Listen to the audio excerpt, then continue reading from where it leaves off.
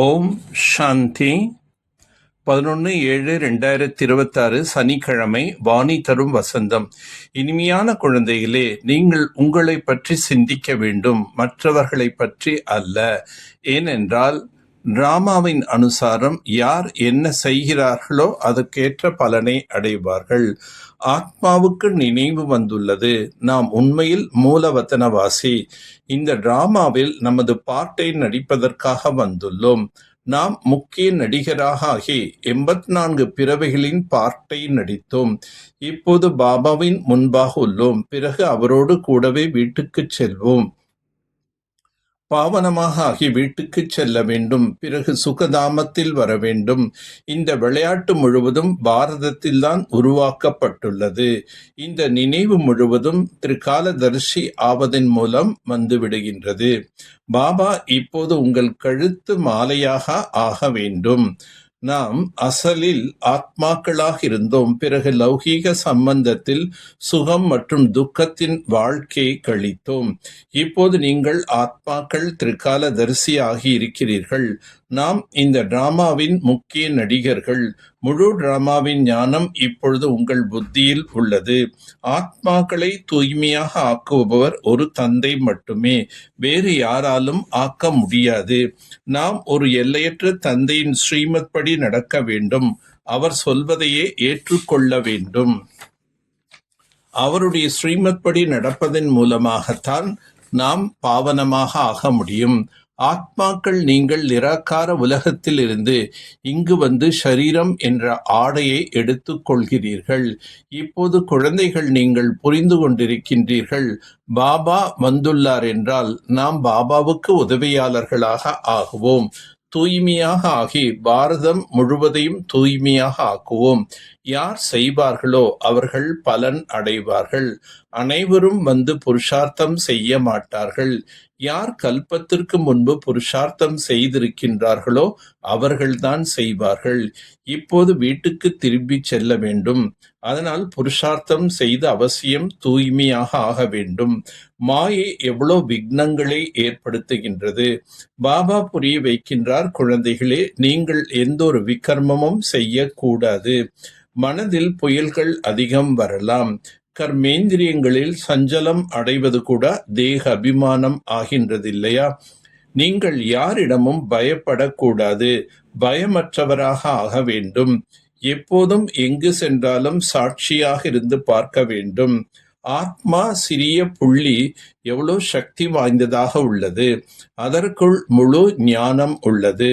தந்தை ஞான கடலாக இருப்பதால் அமர்ந்து உங்களுக்கும் புரிய வைக்கின்றார். அவருடைய நடிப்பின் பாகமும் நாடகத்தில் விதிக்கப்பட்டுள்ளது. ஆத்மாவின் உறுப்புகள் முதலில் சிறியதாக இருக்கும், பிறகு பெரியதாக ஆகின்றன. ஆத்மா ஒரு பொழுதும் பெரியதாக சிறியதாக மாறாது. ஷரீரம்தான் சிறியதாக இருந்து பெரியதாக வளர்கின்றது. ஆத்மா தனது பாகத்தை நடித்து நடித்து கலைத்து போய்விட்டது. சொர்க்கம் என சொல்லப்படுவது எது என்பதை இப்போது நீங்கள் அறிந்து கொண்டீர்கள். சொர்க்கம் நிச்சயமாக மீண்டும் ரிப்பீட் ஆகும். சொர்க்கத்தில் இருக்கும்போது நரகம் மறுபடியும் ரிப்பீட் ஆகும் என்று சொல்ல மாட்டார்கள்.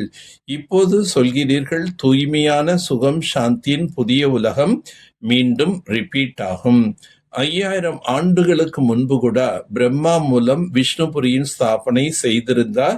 இப்போது மீண்டும் ரிப்பீட் ஆகின்றது. அநேக குழந்தைகள் கேட்கின்றனர், டிராமாவை பெரியதென ஏற்றுக்கொள்வதா அல்லது புருஷார்த்தத்தை பெரியதென ஏற்றுக்கொள்வதா? புரிய வைக்கப்படுகின்றது, புருஷார்த்தம் அவசியம் செய்தே ஆக வேண்டும். புருஷார்த்தம் இல்லாமல் பலன் எப்படி கிடைக்கும்? முழுமையான புருஷார்த்தம் செய்ய வேண்டும். நாம் எல்லையற்ற விளையாட்டை சாட்சியாக இருந்து பார்க்க வேண்டும். யாரிடமும் பயப்படக்கூடாது. பயமற்றவராக ஆவதற்கு நான் ஆத்மா என்ற பாடத்தை உறுதியாக ஆக்க வேண்டும்.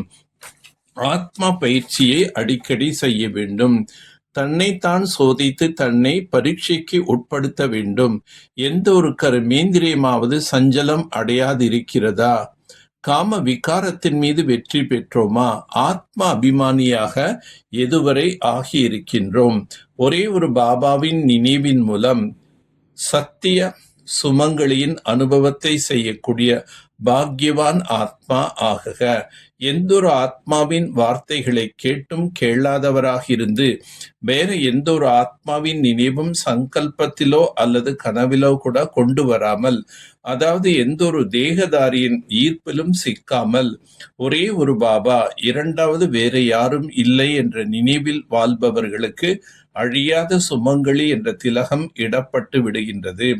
இத்தகைய உண்மையான சுமங்கலிகளே பாக்யவான் ஆவார். உங்களுடைய சிரேஷ்டமான ஸ்திதியை உருவாக்க வேண்டுமென்றால் உள்நோக்கு முகமாக ஆகி பின்னர் வெளிநோக்கு தன்மையில் வாருங்கள். நெருப்பில் எந்த ஒரு பொருளை போட்டாலும் அதன் பெயர், உருவம், குணம் அனைத்தும் மாறிவிடுகின்றது. அதே போல தந்தையின் நினைவின் மீதான லட்சியத்தின் நெருப்பில் நீங்கள் விழும்போது நீங்கள் மாற்றம் அடைகிறீர்கள். மனிதனிலிருந்து பிராமணராக மாறுகிறீர்கள். பின்னர் பிராமணனிலிருந்து ஃபரிஸ்தா மற்றும் தேவதையாக மாறுகிறீர்கள். லட்சியத்தின் நெருப்பினால் ஏற்படும் இந்த மாற்றத்தின் தனது என்ற உணர்வு எதுவும் மிஞ்சுவதில்லை. அதனால்தான் நினைவைத்தான் ஜுவாலா ரூபம் என்று கூறப்பட்டுள்ளது. நல்லது. ஓம் சாந்தி, ஓம் சாந்தி, ஓம் சாந்தி.